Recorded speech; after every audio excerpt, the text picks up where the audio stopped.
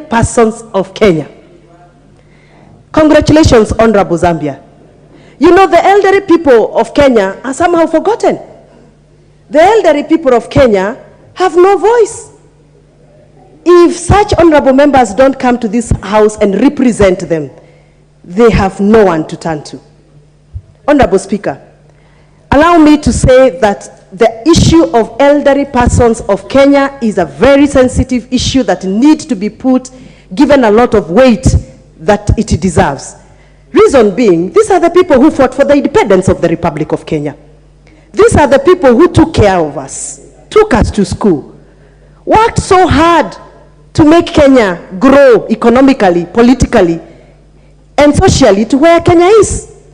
Unfortunately, most of these people, Mr. Speaker, when they retire as public servants, they do not have a medical cover, and that is the time they are very vulnerable to all manner of diseases, but they have no medical cover to take care of themselves. Honorable Speaker, the government of Kenya, through Article 57, is obliged to take care of the elderly persons of Kenya as recognized by the Kenyan Constitution. Unfortunately, we have been discriminative. We have provided the social assistance programs to these people discriminatively. We have entrusted the area chiefs and sub-chiefs to discriminate against our elderly persons when they go out for registrations for the social assistance program. I want first of all to make it very clear, Mr. Speaker, as a lawmaker, that I have invested very seriously in this sector of the elderly persons. For records, I already have a bill titled Geriatric Bill 2020. I tried to push this bill or to table this bill in the 12th Parliament, but I did not succeed to complete.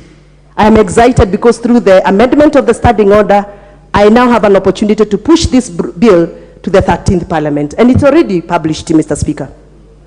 Now, to add on to Honorable Zambia's motion, it is the right of the elderly persons of Kenya to get social assistance without begging through the chiefs and the sub-chiefs when there is registration.